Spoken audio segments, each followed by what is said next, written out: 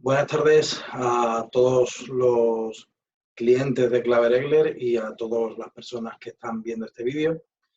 El día de hoy la verdad que ha sido de locos.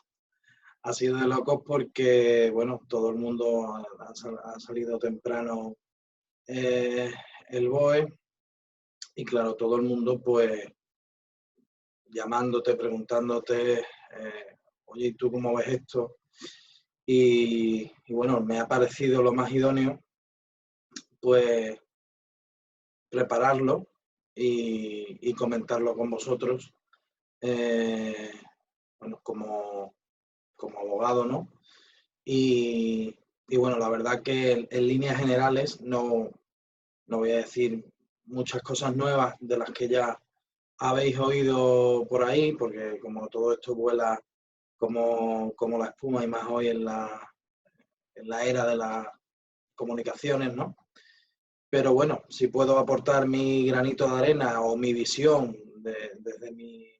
desde mi humilde opinión, pues si os es de ayuda y si os sirve de algo, pues para eso lo hago encantado y bueno, pues aquí brindando un granito de arena más para sumar, ¿no?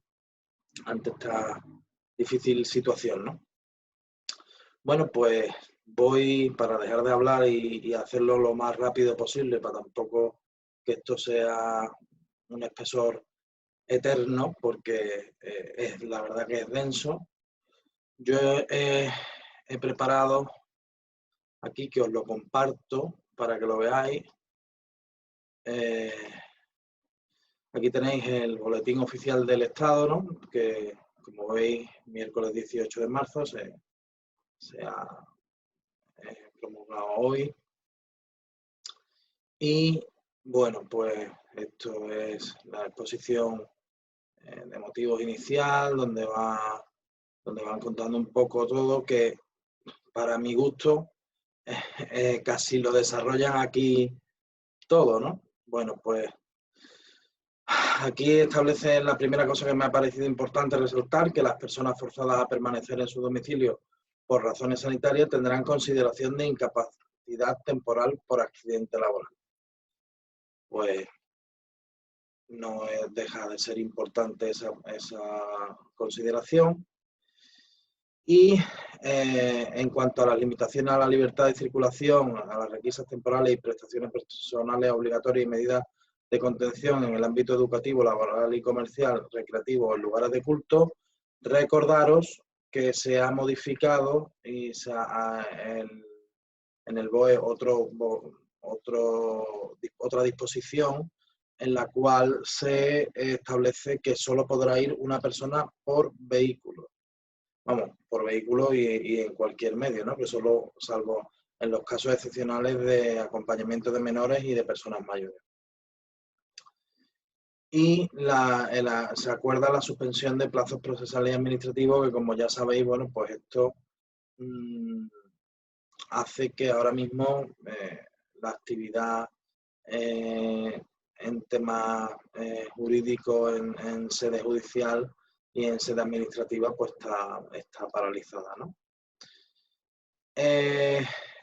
Este Real Decreto, que es consecuencia del anterior que se hizo cuando se estableció el estado de alarma, amplía las medidas ya tomadas con un paquete económico y social de gran alcance y magnitud. Sí es cierto que, bueno, aunque aquí hablan de cantidades y de cifras, la verdad que en muchas cosas se queda, para mi gusto, corto e impreciso, ¿no? Las medidas adoptadas en este Real Decreto están orientadas a tres objetivos: la protección de los trabajadores, la familia y los colectivos vulnerables. Se hace mucho hincapié en colectivos vulnerables, que ahora después veremos qué se establece por colectivo vulnerable y cómo se acredita tal vulnerabilidad. Apoyar la continuidad en la actividad productiva y el mantenimiento del empleo, así como reforzar la lucha con la enfermedad. Esta parte, por economía de tiempo y por tampoco ser más recalcitrante, pues esta parte la he obviado en este estudio y análisis, pero vamos, que si estáis interesados, pues nada más que me lo tenéis que decir y yo os doy cualquier respuesta a lo que me planteéis. Sigue diciendo aquí, reforzar la liquidez del tejido productivo y evitar la salida del mercado de empresas solventes afectadas negativamente por esta situación transitoria y excepcional. Se estructura en 5 capítulos, 43 artículos, 9 disposiciones adicionales, 3 disposiciones transitorias y 10 disposiciones finales y un anexo. Como ya he dicho, estoy leyendo esto, que no es ir al grano directamente, pero porque es que merece mucho la pena, porque es que casi se saca más jugo a esto que a los artículos en sí, que es lo que de verdad tiene importancia, porque la norma es bastante, para mi gusto y como jurista, bastante redundante en la exposición de motivos y después los artículos, ¿no? Y en cuanto al capítulo 1, de los 5 capítulos que he dicho que tiene, pues la serie de medidas de apoyo a trabajadores, familias y colectivos vulnerables. Esta es quizá la que más le pueda interesar al conjunto de la sociedad. Aquí se hablan de los 300 millones de euros que se va a destinar, que se va a transferir a las comunidades autónomas. Después a las corporaciones locales con el superávit del ejercicio 2019. Y aquí pongo ojo porque la cobertura de colectivos vulnerables en el ámbito de suministro de servicios públicos esenciales, en el ámbito del agua, el gas natural y la electricidad, y se congelan los precios correspondientes a los gases licuados del petróleo. Pero pongo ojo porque se imposibilita el corte de suministro de agua por incumplimiento de contratos de los consumidores que tengan la condición de vulnerables, entendiendo por tales los que tienen esa condición conforme a la normativa en materia del sector eléctrico, o sea, que no todo el mundo. O sea, es cierto que, bueno, España, pues bueno, somos un país que algunos tienden a la picaresca y por eso estas medidas que son de urgencia requieren una burocracia y una demostración de las condiciones que para mi gusto deberían de primero darse las medidas y después demostrarlas, y el que no las demuestre, pues que tenga que abonar las cosas. Pero en el tiempo que nos pasamos con la burocracia, demostrando la vulnerabilidad y la no vulnerabilidad, pues la verdad que se va un tiempo bastante valioso, dadas las circunstancias tan difíciles que vamos a pasar. Bien, por eso ponía lo del ojo, porque no cualquiera puede dejar de pagar ya el agua y no se la van a cortar.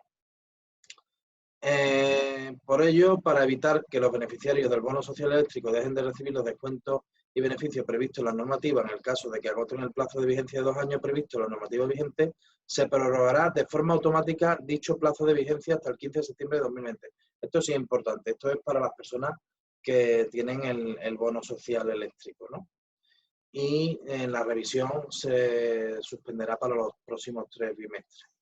Tampoco se pueden concretar los precios máximos de venta al público y así se evita el alza del mismo.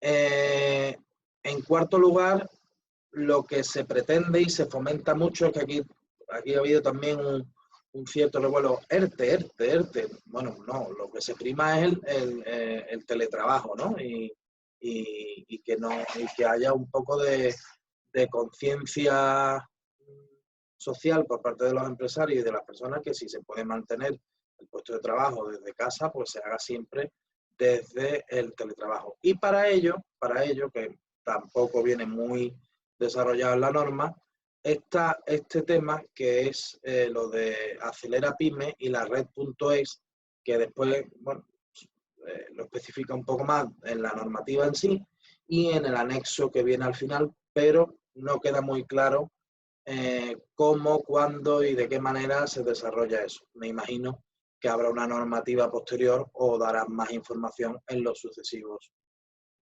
días, ¿no? Entonces, en quinto lugar, esto es importante, el tema de la conciliación laboral, porque aquí, si no recuerdo mal, pues claro, aquí viene un ojo mío, porque las personas que quieran conciliar la vida familiar y pedir la reducción de jornada, que tengan en cuenta que en función de cómo se reduzcan las jornadas, así se les reducirá la percepción entonces de la retribución. Entonces, lo que quiere, aquí viene, lo ves, solicitar preferentemente la adaptación de la jornada que permite mantener el trabajo y la retribución o reducciones de intensidad baja a efecto de perder la mínima cuantía retributiva, porque el que pida esto deja de obtener su retribución, ¿no? Y aquí habla de la dotación de soluciones para el teletrabajo y la compra y leasing de equipamientos y servicios de digitalización. Seguimos aquí en esta parte de que, bueno, que se van a dotar 200 millones a través del ICO para esas cuestiones. Y aquí, fijarse la de a ver, esto ahora. En sexto lugar, se pone el acento en la casuística de los autónomos particularmente afectados por la situación actual, creando una prestación extraordinaria por cese de actividad, que no es extraordinaria, que cubre la finalización de la actividad provocada por una situación en todo caso involuntaria. Esto ya existía cuando uno cesa la actividad en función de unas cotizaciones y fijarse que habla mucho de la familia, de los autónomos, así se llama incluso el título, y 1, 2, 3 líneas. Para mi gusto, el tema de los autónomos totalmente de soslayo y por encima, insuficiente, y bueno, ya a los compañeros que somos abogados y que a los mutualistas de la abogacía ni os cuento, ¿no? Y en séptimo lugar, se establecen medidas de telecomunicaciones que son, pues, que no se podrán cortar los suministros de telecomunicaciones. Esto sí no es como el agua, sino en los contratos que ponen, se cortará el suministro si no se abona. Pues aquí creo que esto es más laxo que el tema del agua, cuando me parece que debería ser al contrario, aunque es importante mantener las comunicaciones ahora, pero habrá personas que no estén en el umbral de las personas vulnerables y a lo mejor no pueden hacer frente al recibo por algunas cosas porque no lo pueden acreditar, pero tampoco pueden hacer frente. Entonces yo creo que por temas humanitarios se debería de haber puesto eso con menos requisitos, como ya he dicho antes. Y esto es importante, no va a haber portabilidades ni va a haber, si hay una avería del suministro de teléfono, nadie va a ir, todas las actuaciones que haya que ir a las casas de los clientes no van a entrar en ellas. Y pues bien, eso era en el capítulo primero. En el capítulo segundo, la flexibilización de los mecanismos de ajuste temporal de actividad para evitar despidos. Esto es lo que hablábamos antes, de que se priorizará el mantenimiento del empleo sobre la extinción de los contratos. Por ello, en primer lugar, se especifica que las pérdidas de actividad a consecuencia del COVID tendrán la consideración de fuerza mayor a los efectos de la suspensión de los contratos o la reducción de la jornada, y se agiliza la tramitación de los procedimientos de regularización de empleo tanto por fuerza mayor como por causas económicas, técnicas y organizativas de producción. Entonces, a los trabajadores afectados por un ERTE tienen acceso a la prestación contributiva por desempleo, aunque carezcan del periodo de cotización necesario. Esto sí es importante y es una medida que me parece bastante bien para los trabajadores. Y el periodo de la suspensión del contrato o la reducción de la jornada durante el que esté percibiendo dicha prestación no les va a computar a efectos de consumir los periodos máximos de percepción legalmente establecidos. O sea que cuando esa persona se reincorpore, si por lo que sea más adelante lo han despedido, esto no le va a computar lo que ha percibido ahora. Y para la empresa se exonerará del pago del 75% de la aportación a la seguridad social y del 100% en función de si tienen más o menos de 50 trabajadores. En el capítulo 3, en cuanto a las medidas de garantía de liquidez para sostener la actividad económica ante las dificultades transitorias y consecuencias de la situación generada por el COVID-19, pues volvemos a lo que dije antes, ¿no? Que aquí establecen pues 100.000 millones de euros en la renovación de préstamos como nueva financiación por entidades de crédito, establecimientos financieros. Lo citan, lo dicen, lo que van a, pero no se sabe bien el cómo, ¿no? Y ahora, bueno, después veremos un poco el tema de la moratoria en los préstamos hipotecarios, pero que esto está muy en el aire. Es una medida que para mí queda muy bien de cara a la galería, pero esto, bueno, esto habrá que articularlo de alguna manera para que tenga el calado que de este texto se desprende, ¿no? Y, bueno, los trámites aduaneros, pues aquí establece que se le atribuye al Departamento de Aduanas e Impuestos Especiales la competencia para acordar el despacho aduanero de forma excepcional por necesidades de servicios derivadas de esta actual situación. Y se flexibilizan los plazos del contribuyente. Después veremos cómo afecta esto en materia tributaria, así por encima, aunque ya os digo que aunque sean autoliquidaciones, nada de nada. Y en cuarto lugar, pues los contratos con el sector público también tienen una amplia regulación aquí para que las empresas que se vean afectadas por esto, que tengan contrato con el sector público, pues no sufran ese perjuicio, ¿no? Y esto es lo que he dicho antes, que no se ha profundizado demasiado en el análisis, porque, bueno, de todos mis clientes y de todos los oyentes, pues empresas de investigación sobre el COVID-19, pues creo que sois los menos y, bueno, si estáis interesados, pues más que me lo tenéis que preguntar y el capítulo 5, pues medidas extraordinarias aplicables al funcionamiento de los órganos de gobierno de las sociedades anónimas cotizadas y también hay unas normas, unos artículos que versan sobre las personas jurídicas que después con posterioridad veremos, ¿no? Los plazos administrativos, los plazos procesales, los plazos de prescripción y caducidad, ya hemos hablado que se han suspendido, y también el plazo de caducidad de los asientos registrales, que viene al final del articulado. Y esto, bueno, aunque mis análisis no tienen calado político, simplemente intentan ser doctrinales, pero jurídicamente, esto lo digo jurídicamente, no entiendo en este cuerpo normativo o en este Real Decreto, no entiendo a qué viene hablar del CNI y bueno, de quién va a organizarlo y tal, ¿no? Han metido ahí al vicepresidente del gobierno aquí en una disposición adicional que bueno, ya después lo veréis, ¿no? Y también esto me queda también un poco asombrado, el régimen jurídico de los movimientos de capital de las transacciones económicas con el exterior, porque, bueno, además tiene un régimen de sanciones al final, que lo podemos ver, y bueno, también me ha llamado la atención, ¿no?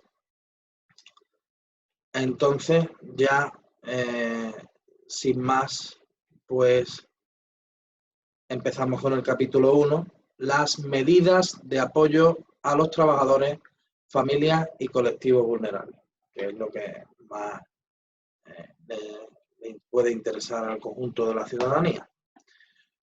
Pues aquí en el artículo 1 se habla de 300.000 euros para protección a la familia y atención a la pobreza infantil, prestaciones básicas de servicios sociales. Y, como hemos dicho antes, la transferencia a las comunidades autónomas. Aquí habla todo esto, que no lo he subrayado, todo esto habla de temas sociales, de temas de personas sin hogar, las plantillas de centros de servicios sociales. Habla mucho de la inversión del dinero que hace falta para cuestiones sociales.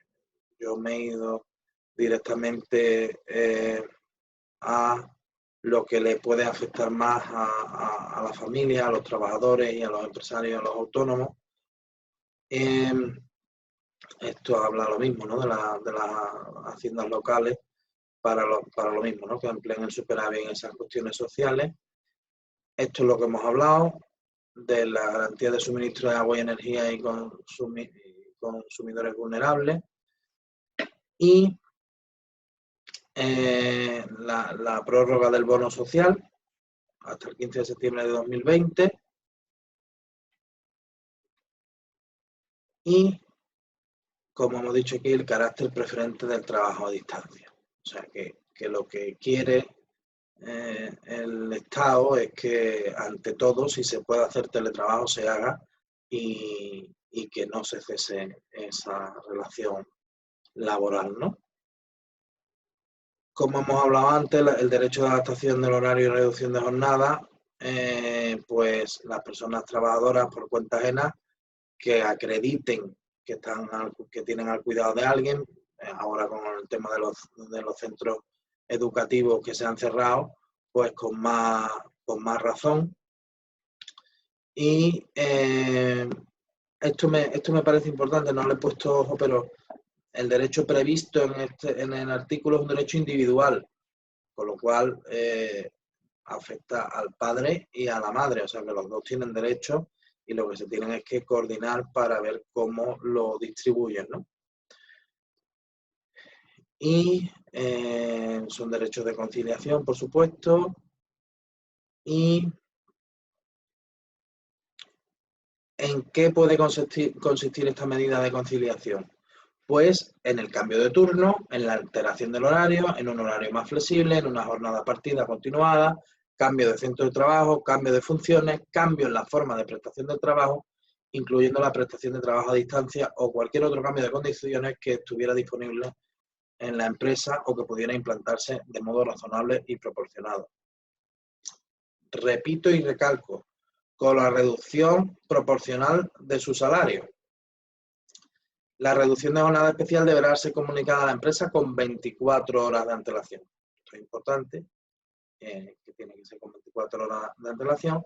Y aquí habla del caso en el que la persona trabajadora se encontrara disfrutando ya de una adaptación de su jornada por conciliación o reducción de jornada por cuidado de hijos familiares o de alguno de los derechos de conciliación previstos en el ordenamiento laboral, incluido en lo establecido en el propio artículo 37 del Estatuto de los Trabajadores, puede renunciar a esa que tiene concedida y tener esta nueva modificación y después volver a la que tuviera antes de esta situación del estado de alarma, ¿no? Social. Artículo 7. Una de las madres del cordero de este boletín oficial del Estado de hoy, de este Real Decreto, ¿no?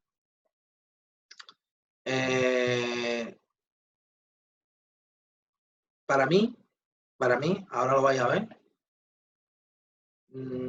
muchas familias, las que tienen que formar para el tema de la moratoria, sabiendo su situación perentoria, me parece excesiva, pero bueno, si así lo ha querido el legislador, pues yo lo que estoy aquí es para brindar una explicación jurídica, dar mi humilde opinión y brindar pues la ayuda que haga falta, ¿no? Porque, bueno, si a alguien le hace falta cualquier tema de esta documental que aquí se solicita, pues estamos encantados en atenderos, ¿no? Entonces, se establecen medidas conducentes a procurar la moratoria de la deuda hipotecaria para la adquisición de la vivienda habitual de quienes padecen extraordinarias dificultades para atender su pago como consecuencia de la crisis COVID desde este artículo y hasta el artículo 16. O sea, la moratoria es la que ocupa mayor número de artículos,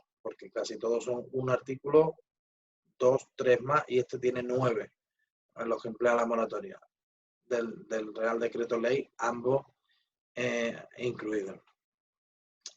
El ámbito de aplicación de la moratoria de deuda hipotecaria para la adquisición de vivienda habitual. El deudor se encuentra en los supuestos de vulnerabilidad económica establecidos en el artículo 9 de este Real Decreto Ley y que estén vigentes a la fecha de entrada en vigor. Igualmente se extiende a los fiadores y avalistas. Y aquí yo creo que es uno de los artículos más importantes. La definición de la situación de vulnerabilidad económica. A lo que tiene que acogerse una persona o una familia para decir que tiene vulnerabilidad económica. Pues bueno, tiene que estar en desempleo o, si es un empresario profesional, sufra una pérdida sustancial de sus ingresos o una caída sustancial de sus ventas, con lo cual tiene que demostrarlo. Que el conjunto de los ingresos de los miembros de la unidad familiar no supere en el mes anterior la solicitud de la moratoria. O sea, no, perdón, me he expresado fatal. Que el conjunto de los ingresos de los miembros de la unidad familiar, o sea, si viven un matrimonio y su hijo adulto que ya trabaja, se suman, con lo cual en el mes anterior a la solicitud de la moratoria, lo que esa familia ganara el mes anterior, el conjunto total, pues no supere lo que ahora voy a decir, que la verdad que llega a ser incluso complicado, ¿no? Aunque muchas familias, como se le queden todos los miembros en paro, lo cumplen de sobra, pero a otras familias les va a costar y van a estar, por no poder acogerse a la moratoria, bastante ahogados. Entonces, el límite de 3 veces el indicador público de renta, o sea, el IPREN.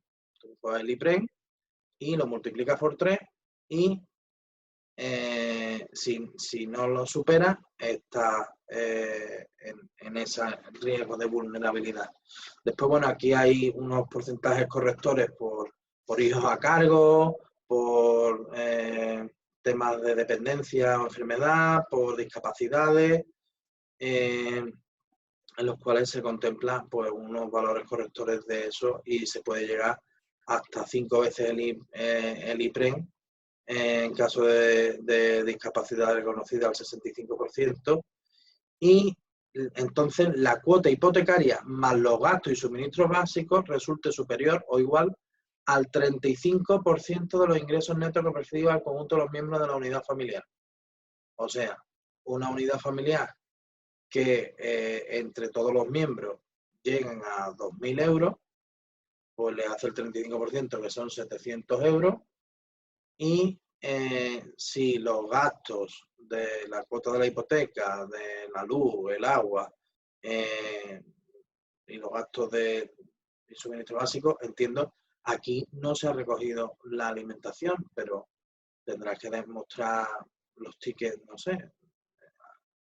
Ya digo que me parece muy difícil de establecer y que se estará a caso por caso, entiendo, porque, claro, los gastos y suministros básicos. Bueno, los gastos y suministros básicos, entiendo que la alimentación es un gasto básico. Y bueno, ¿qué se entiende?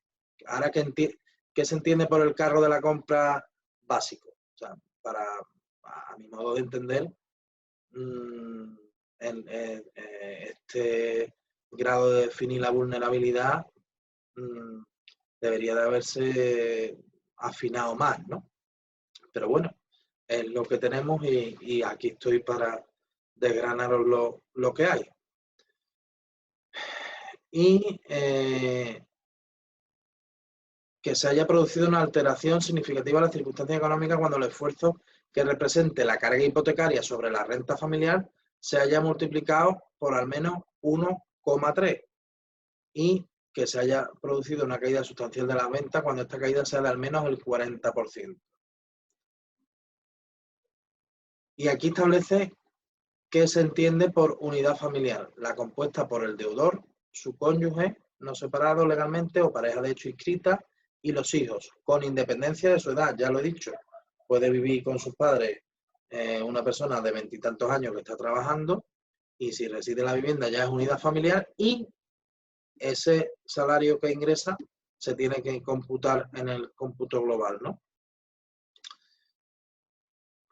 Lo que hablamos, que los fiadores y los avalistas también entran dentro de estas exoneraciones.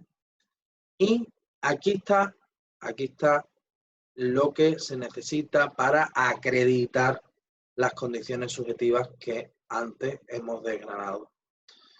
Pues hay que presentar los siguientes documentos. En caso de la situación legal de desempleo, pues el certificado expedido por la entidad gestora de las prestaciones en el que figure la cuantía mensual percibida en concepto de prestaciones o subsidios por desempleo. En caso de cese de actividad de los trabajadores por cuenta propia, mediante certificado expedido por la agencia estatal de la Administración Tributaria o el órgano competente de la comunidad autónoma, sobre la base de la declaración de cese de la actividad declarada por el interesado. El número de personas que habitan en la vivienda, para que se sepa el cómputo de lo que forma parte de la familia, bien aporten renta o no, o sea, menores que se dan menores hijos a cargo que ayudarán a ese factor corrector que decía antes, por ejemplo, del 0,1, ¿no? Del IPREM. El libro de familia o documento acreditativo de la pareja de hecho, el certificado de empadronamiento relativo a las personas empadronadas en la vivienda con referencia al momento de la prestación de los documentos acreditativos a los 6 meses anteriores, la declaración de la discapacidad, por lo que hemos hablado antes, de los factores correctores si hay una discapacidad, y demostrar la titularidad de los bienes, la nota simple del servicio de índice de registro de la propiedad de todos los miembros de la unidad familiar, y las escrituras de compraventa de la vivienda y la concesión del préstamo con garantía hipotecaria. Y una declaración responsable del deudor o deudores relativas al cumplimiento de los requisitos exigidos para considerarse sin recurso económico suficiente según este Real Decreto Ley, que me parece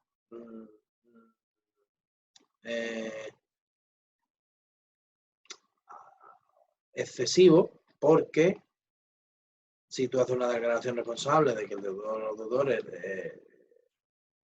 se consideran sin recurso económico, pues tienes que aportar esto, porque pone mediante la presentación de los siguientes documentos, A, B, que no pone con que me presente uno de ellos, no, que tiene que presentar todo esto y después encima hacer una declaración responsable. Pues yo creo que si presentas todo esto, vamos, la demostración de la vulnerabilidad y de las condiciones subjetivas, creo que queda bastante reconocida, ¿no? Y bueno, y ahora, ¿cómo se hace? Pues se solicita la moratoria y se puede hacer hasta 15 días después del fin de la vigencia del presente decreto ley. Como el decreto ley se ha dado por 15 días, pero previsiblemente se va a ampliar, pues cuando deje de tener vigencia, entonces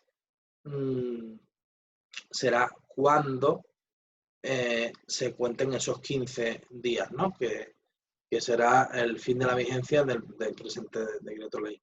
Y los deudores acompañarán junto a la solicitud de moratoria la documentación que antes hemos citado, o sea, todo lo que he especificado. Una vez realizada la solicitud de la moratoria a la que se refiere el artículo 12 de este Real Decreto Ley, la entidad acreedora, el banco, procederá a su implementación en un plazo máximo de 15 días. No puede tardar más de 15 días.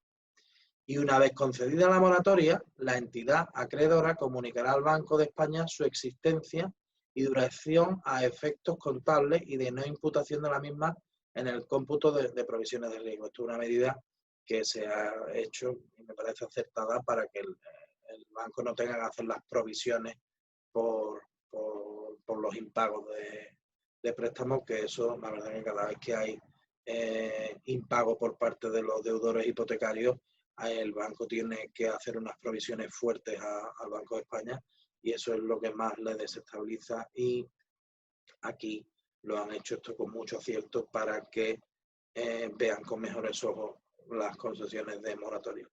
Entonces lo que es y lo que...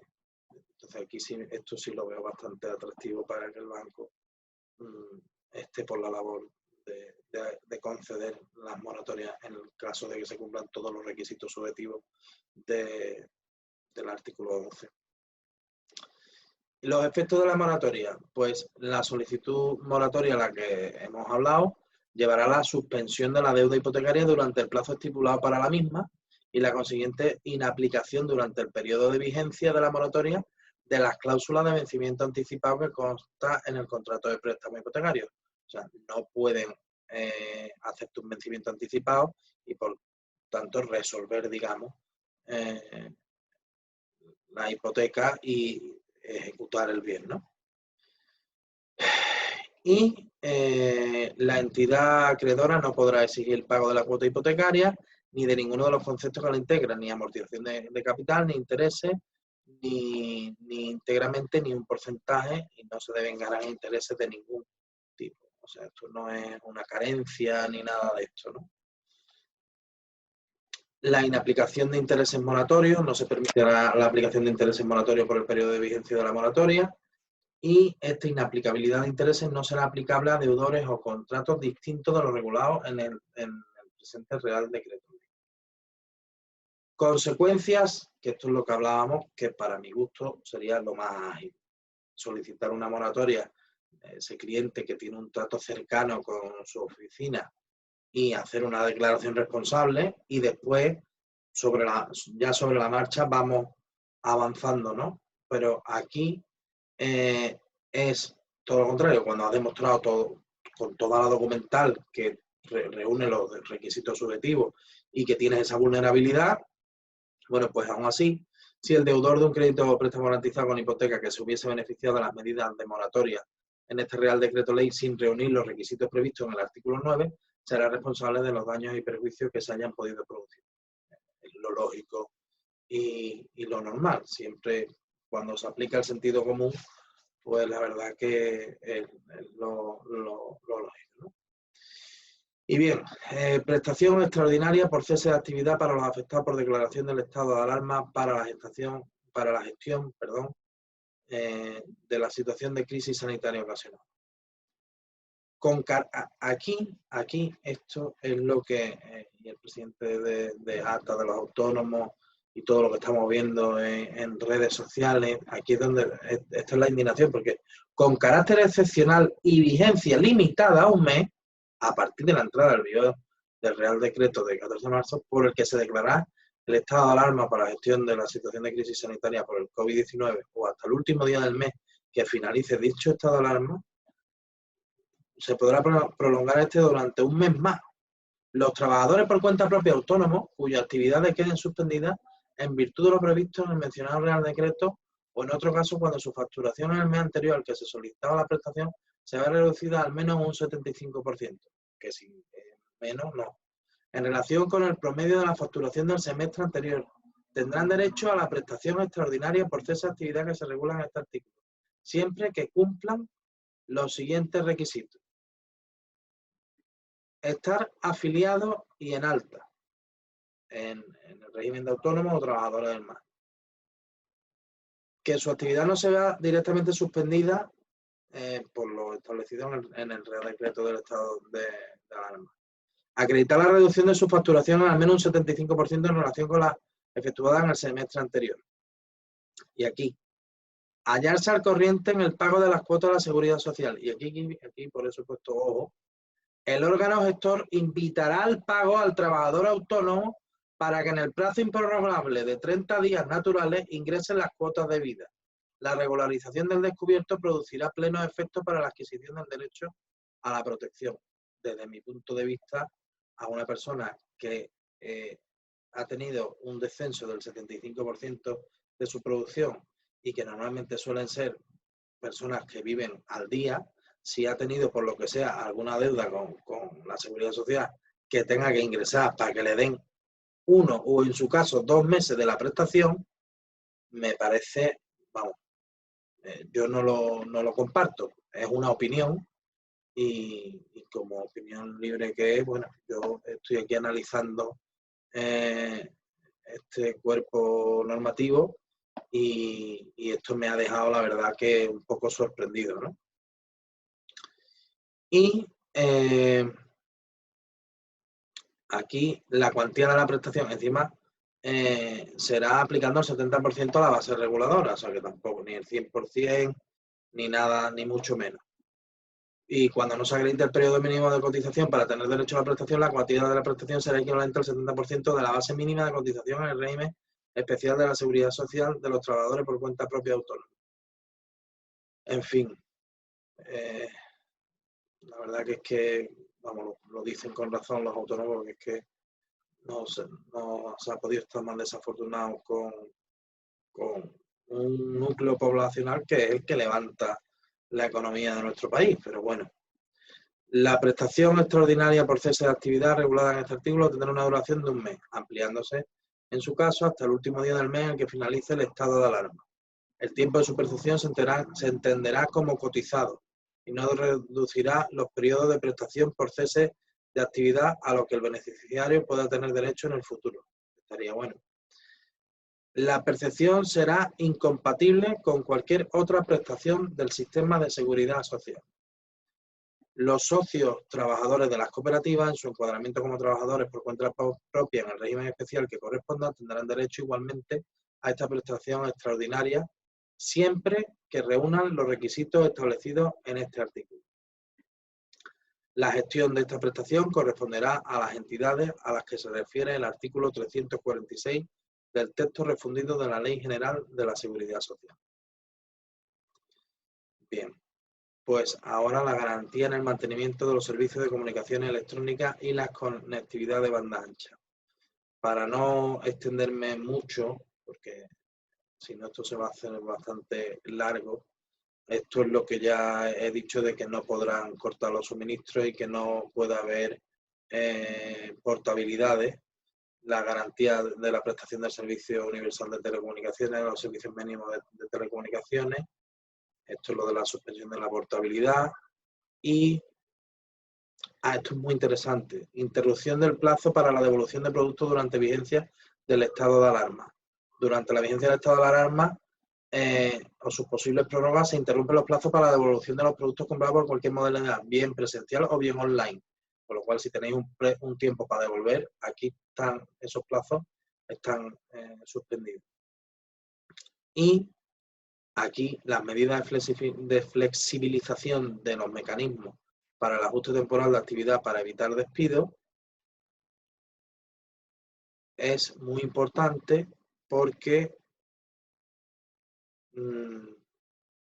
cuando aquí los clasifica, cuando están provenientes de una situación de fuerza mayor, en esta circunstancia se establece que se podrá realizar el ERTE por esta circunstancia, aunque ya hoy hemos visto que están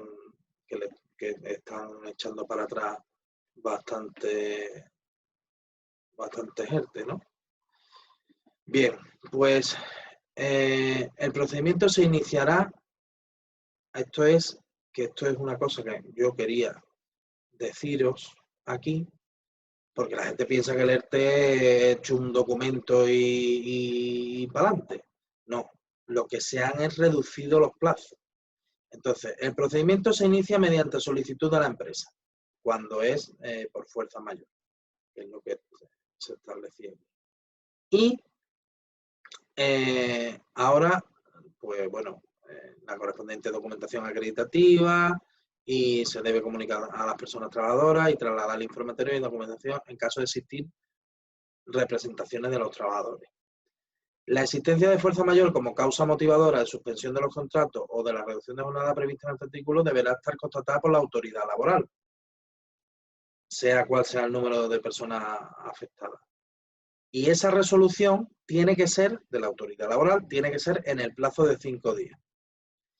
Pero previo informe de la Inspección de Trabajo y Seguridad Social, que tiene que limitarse a constatar la existencia cuando proceda de la fuerza mayor que sea alegado por la empresa. Y esta decisión sobre la aplicación de las medidas de suspensión de los contratos de reducción de jornada surtirá efecto desde la fecha del hecho causante de la fuerza mayor.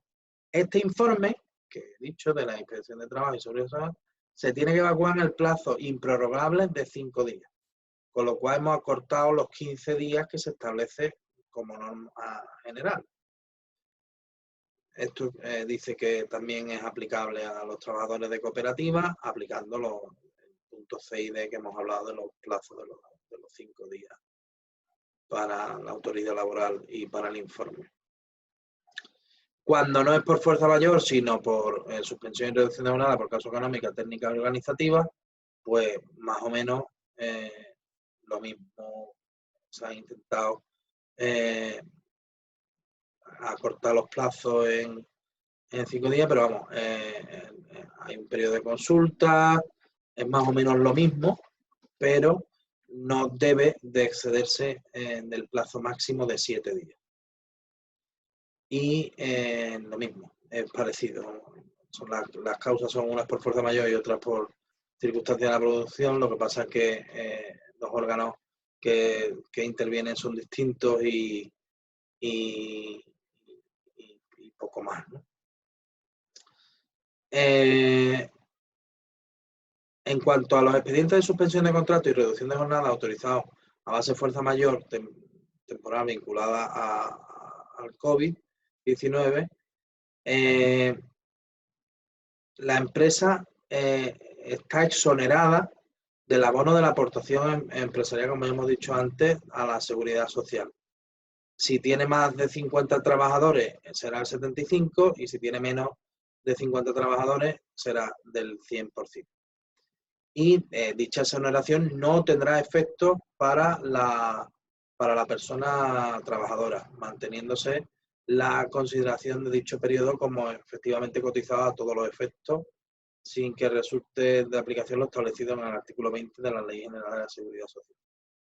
La exoneración de cuotas se aplicará por la Tesorería General de la Seguridad Social a instancia del empresario, por eso pongo aquí ojo, que lo diga el empresario, tiene que pedirlo el empresario, no es de oficio ni por ella misma, sino que esto le recuerdo a los empresarios, que tienen que solicitar la exoneración de cuotas.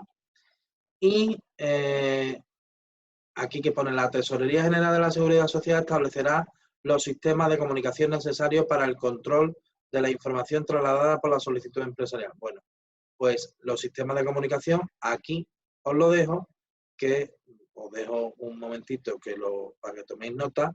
901 11 99 99 para los ciudadanos y para las empresas 901 010 121.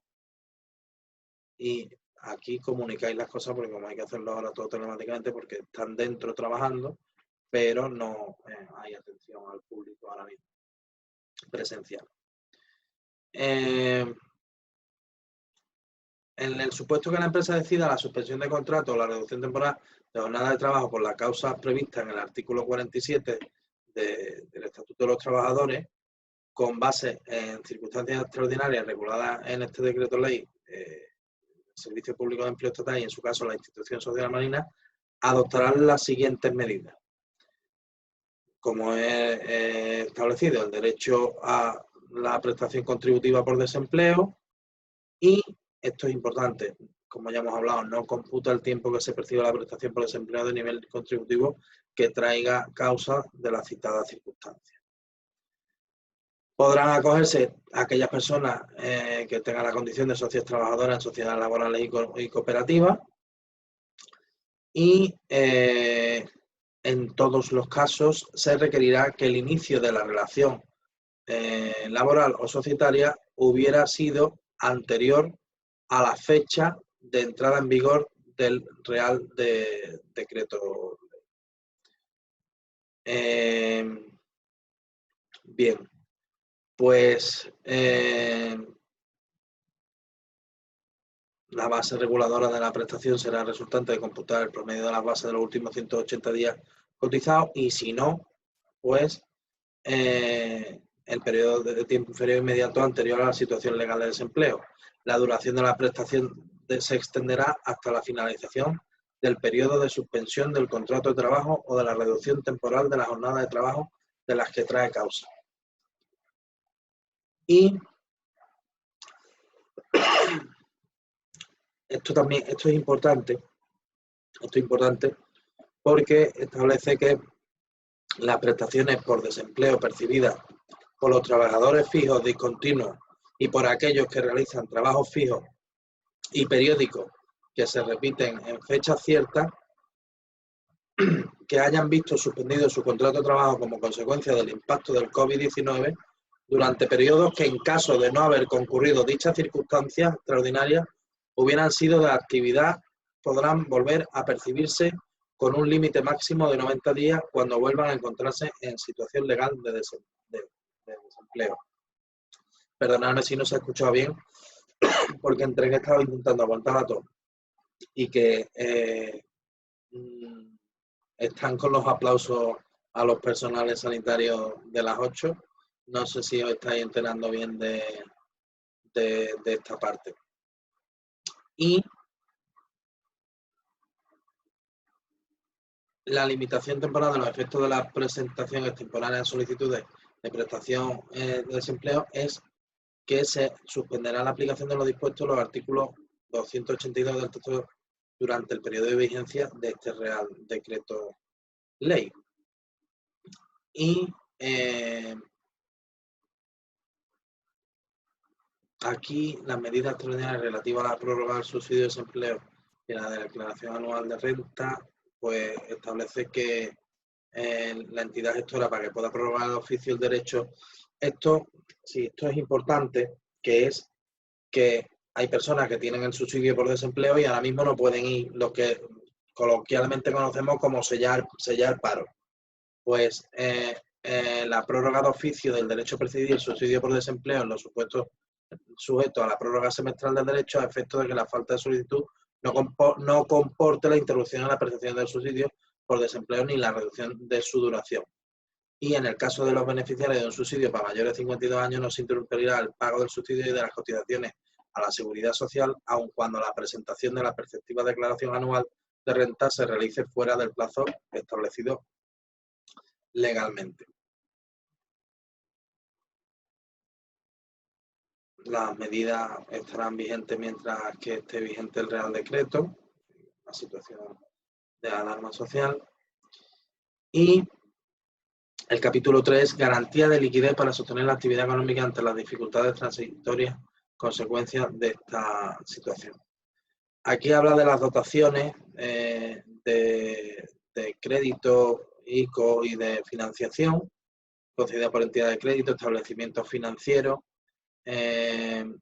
entidades de dinero electrónico y entidades de pago a empresas, pues, bueno, la manera por las que le va a dar cauce, la cantidad, que se amplía el límite de endeudamiento del Instituto de Crédito Oficial, pero como ya he dicho, se dicen muchas cosas, pero no se entra en materia de la cuestión. Ya me imagino que en los próximos días pues explicarán cómo van a canalizar toda esta inyección de dinero a los interesados y a los necesitados de ello, ¿no?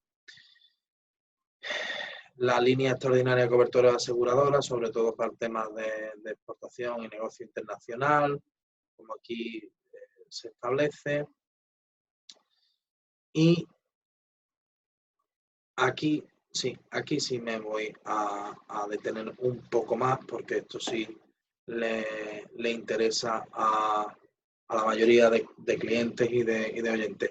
Aquí pongo autoliquidación y lo he puesto yo en rojo porque los plazos de pago de la deuda tributaria previstos en los apartados 2 y 5 del artículo 62 de la Ley 58/2003 de 17 de diciembre general tributaria, vale, suspensión de estos, pero es que en el punto 1, que no es ni el 2 ni el 5, están los que son de autoliquidación, o sea, los que tenemos que hacer todos los trimestres, esos no están suspensos, o sea, los que están suspensos son lo que viene aquí, vencimiento de los plazos y fraccionamiento de acuerdo a aplazamiento y fraccionamiento concedidos, relacionado al desarrollo de subasta y adjudicación de bienes, se quedan suspendidos los plazos para atender requerimientos y diligencia de embargo, y que no se procederá a la ejecución de garantías que recaigan sobre los bienes inmuebles. Así que enero, febrero y marzo, por ejemplo, nosotros los autónomos mutualistas, pues ahora hay que presentar la autoliquidación en abril. Y hasta el 20 de mayo de 2020, salvo que el otorgado por la norma general sea mayor, en cuyo caso resultará esa de aplicación.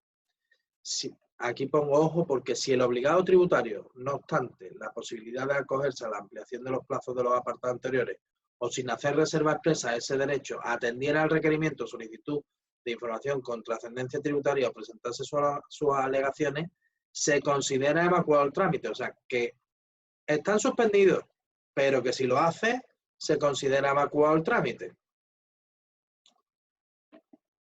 Y se entenderán por notificadas las resoluciones que le pongan fin cuando se acredite un intento de notificación de la resolución entre la entrada en vigor del presente Real Decreto Ley y el 30 de abril del 2020. O sea, si en este periodo hay una notificación, se entenderá por notificada. Y el plazo para interponer los recursos o reclamaciones económico-administrativas frente a actos tributarios, así como para recurrir en vía administrativa las resoluciones dictadas en los procedimientos económico-administrativos, no se iniciará hasta concluido dicho periodo o hasta que se haya producido la notificación en los términos de la sección tercera del capítulo segundo del título tercero de la Ley 58/2003 de 17 de diciembre general tributaria, si esta última se hubiera producido con posterioridad a aquel momento. Los plazos para atender a los requerimientos y solicitudes de información formulados por la Dirección General del Catastro también se han suspendido. También están en suspenso. Y ahora aquí pone varios supuestos, pero como he dicho, para no entretenerme, porque los otros lo que hacen es repetir un poco el primero. Los contratos públicos quedarán automáticamente suspendidos desde que se produjera la situación de hecho que impide su prestación y hasta que dicha prestación pueda reanudarse. El órgano de contratación es el que notificará al contratista el fin de la suspensión, no de otra forma. Y cuando, con arreglo a lo que se ha dicho antes, la ejecución de un contrato público quedará en suspenso, la entidad adjudicadora deberá abonar al contratista los daños y perjuicios efectivamente sufridos por este durante el periodo de suspensión, previa solicitud y acreditación fehaciente por los que el contratista podrá ser indemnizado serán únicamente los siguientes, y aquí lo señalo. Los gastos salariales que efectivamente hubiera abonado el contratista al personal que figura adscrito con fecha 14 de marzo de 2020, a la ejecución ordinaria del contrato durante el periodo de suspensión, los gastos por mantenimiento de la garantía definitiva relativos al periodo de suspensión del contrato, los gastos de alquileres o costes de mantenimiento de maquinaria, instalaciones y equipos relativos al periodo de suspensión del contrato, adscritos directamente a la ejecución del contrato, siempre que el contratista acredite que estos medios no pudieron ser empleados para otros fines distintos durante la suspensión del contrato. O sea, que si la grúa te la llevaste para otro sitio y pudiste utilizarla, no te la van a reembolsar. Los gastos correspondientes a la póliza de seguro previa en el pliego y vinculadas al objeto del contrato que se hayan sido suscritas por el contratista y estén vigentes en el momento de la suspensión del contrato. La aplicación de lo dispuesto en este apartado solo procederá cuando el órgano de contratación, a instancia del contratista y en el plazo de 5 días naturales, hubiera apreciado la imposibilidad de ejecución del contrato como consecuencia de la situación descrita en su primer párrafo. O sea, el estado este de alerta, ¿no? De alarma, perdón. Con esta finalidad, el contratista deberá dirigir su solicitud al órgano de contratación reflejado. Y ahora aquí, por eso lo pongo en otro color. Las razones por las que la ejecución del contrato ha devenido imposible: el personal, la dependencia, los vehículos, la maquinaria, las instalaciones y los equipos adscritos a la ejecución del contrato en ese momento, y los motivos que imposibilitan el empleo por el contratista de los medios citados en otro contrato. Las circunstancias que se pongan de manifiesto en la solicitud podrán ser objeto de posterior comprobación. Transcurrido el plazo indicado sin notificarse la resolución expresa al contratista, deberá entenderse desestimatoria, o sea, silencio negativo de la administración. Y no es una resolución del contrato, sino una suspensión, y se amplía el plazo inicial prórroga en el curso. El órgano de contratación se lo concederá dándole el plazo que será por lo menos igual al tiempo del periodo del motivo mencionado. Y aquí, bueno, pues ya empiezan a haber otros supuestos, pero que no está solo porque es más de lo mismo, que se puede, con lo primero vale lo que se ha dicho, ¿no? Y dicen, los previstos en los apartados 1 y 2 de este artículo no será de aplicación para suministro sanitario, de sanidad, movilidad, infraestructura. Pues se prevé que son los contratos de servicios que ahora más se necesitan, ¿no? Las medidas financieras dirigidas a los titulares de explotaciones agrarias que hayan suscrito préstamos como consecuencia de la situación de la sequía del 2017, se hace una prórroga o se prolonga un año para el periodo de amortización de los préstamos suscritos. Y será el SAECA quien asumirá la gestión íntegra de estas mismas, la justificación y el control. Aquí, como he hablado antes, pues se establecen un montón de medidas de apoyo a la investigación del COVID, que son para empresas sanitarias, de investigación, de tecnología, que bueno, la aplicación de todos estos tipos de protocolos y de inversiones y de cantidades y de dinero, que bueno, quien esté interesado, como ya he dicho, que me lo solicite y yo se lo detallo encantado, pero no me parecía ya demasiado extenso, está siendo esta explicación y el vídeo, como para centrarnos en esto, que no es lo que más puede interesarle al conjunto de los destinatarios de la norma, ¿no? Y bueno, esto es mercantil, pero duro, porque son medidas extraordinarias aplicables a las personas jurídicas de derecho. Aquí sí me voy a detener con más detenimiento, si cabe, porque va a hablar de las sociedades anónimas y de las cotizadas y de las sociedades, de las personas jurídicas en general, ¿no?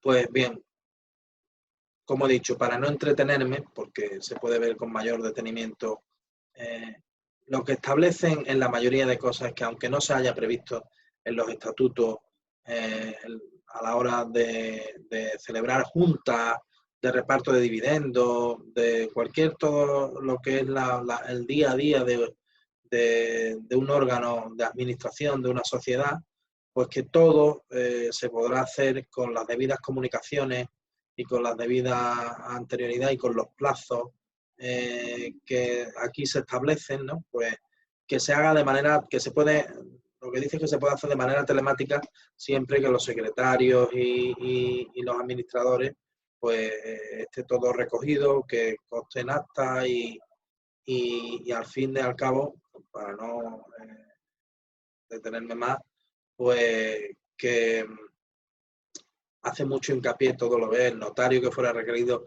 para que asista a una Junta General de Socios, pues que podrá utilizar los medios de comunicación. Habla de que como ahora estamos en una circunstancia de que no nos podemos estar reunidos las personas, pues que todo lo que es la vida, el resumen es que todo lo que son la vida de las sociedades, pues se haga vía telemática y que las juntas se hagan vía telemática y que todo se haga vía telemática, o que el voto, se le dé el voto al presidente, o que se ceda vía telemática, o de maneras que garanticen la acreditación de que esa persona que está haciéndolo vía telemática es esa persona y que se certifique, pero posibilitar las vías telemáticas a la hora de la gestión de los órganos de administración de las sociedades, sean anónimas o sean limitados, de cualquier tipo de sociedad que se trate. En las anónimas pues lo mismo, y bueno, pues que si tienen web, pues que hagan las convocatorias por la web y que modifiquen, y que si están reunidos y se pueden desplazar todos, y si no, pues que se haga por vía telemática, como he dicho. La suspensión del plazo de caducidad de los asientos del registro durante la vigencia de este Real Decreto, pues aquí habla el tema del registro de la propiedad, para que se suspenden los plazos de caducidad, los asientos de presentación de las anotaciones preventivas, de las menciones, de las notas marginales, de cualquier otro asiento registrable susceptible de cancelación por el transcurso del tiempo. El cómputo de los plazos se reanudará al día siguiente de la finalización del estado de alarma, ¿no? Importante también el tema del concurso de acreedores, que el deudor que se encuentre en estado de insolvencia no tendrá el deber de solicitar la declaración del concurso en este periodo, y no se admitirán a trámite solicitudes de concurso necesarios que se hubieran presentado durante ese estado o que se presenten durante esos 2 meses. Si hubieran presentado solicitud de concurso voluntario, se admitirá a este trámite con preferencia, aunque fuera de fecha posterior. Tampoco tendrá el deber de solicitar la declaración del concurso mientras esté vigente el estado de alarma el deudor que hubiera comunicado al juzgado competente para la declaración del concurso la iniciación de negociación con los acreedores para alcanzar un acuerdo de refinanciación o un acuerdo extrajudicial, aunque hubiera vencido el plazo al que se refiere el apartado 5º del artículo 5 de la ley concursal. Y bien, ya comienzan las disposiciones adicionales, que yo he resaltado lo que me ha parecido más interesante, que es el tema del documento nacional de identidad, que se prorroga la vigencia del documento 1 año hasta el 13 de marzo de 2021, a quien le caduque pues está vigente. Y aquí, que las medidas extraordinarias en el ámbito laboral previstas en el presente Real Decreto Ley están sujetas al compromiso de la empresa de mantener el empleo durante el plazo de 6 meses desde la fecha de reanudación de la actividad. O sea, que aunque se presente el ERTE o se presente esto, que no piense que cuando dice, bueno, pues yo lo presento y cuando nada más que acaben estas circunstancias, despido a la persona que sea. No, están sujetas al compromiso de la empresa de mantener el empleo durante el plazo de 6 meses desde la fecha de la reanudación. Esto me lo habéis preguntado muchos empresarios, y aquí por eso lo he resaltado. Y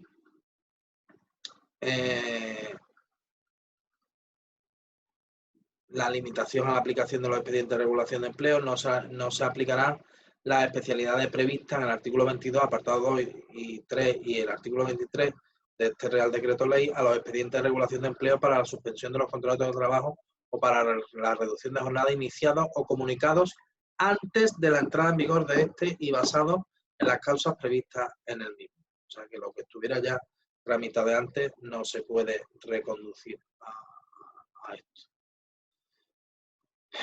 Tiene su lógica, porque se entiende que si ya se había tramitado por esto, ahora esta circunstancia que ha sobrevenido no es la causa de esa regulación, sino era otra, y no se puede aprovechar esta causa para ello. La moratoria a la que se refiere el artículo 12, la moratoria de préstamos hipotecarios, se podrán presentar desde el día siguiente a la entrada en vigor, o sea, desde mañana, y dicha solicitud supone la aplicación de los artículos 15 y 16, que son los requisitos que ya hemos estado viendo, y el modo y el tiempo, y la aplicación de determinadas medidas del Real Decreto Ley. Lo dispuesto en el artículo 33 será de aplicación a los procedimientos cuya tramitación se hubiese iniciado con anterioridad a la entrada en vigor de este Real Decreto Ley. Esos son los cuando se refería a los supuestos de la suspensión de los plazos tributarios, ¿no? Y esto es importantísimo. Esto es importantísimo. por eso he puesto aquí importante. Las escrituras de formalización de las novaciones contractuales de préstamos y crédito hipotecario que se produzcan al amparo del Real Decreto Ley 8/2020 de 17 de marzo de medidas urgentes extraordinarias para hacer frente al impacto económico y social del COVID quedarán exentas de la cuota gradual de documentos notariales de la modalidad de actos jurídicos documentados de este impuesto. O sea, no hay que pagar actos jurídicos documentados por la novación de la moratoria. Y esto pongo aquí un interrogante porque evidentemente no podía pasar de puntillas. Hablan aquí del Centro Nacional de Inteligencia y que la comisión estará presidida por el vicepresidente del gobierno que designe su presidente. No sé la importancia y con la exposición de motivos no entiendo esto porque aquí, no sé si la gente no lo iba a ver, pero no. Bueno, ustedes ya decidís por vosotros mismos qué os parece esto. Y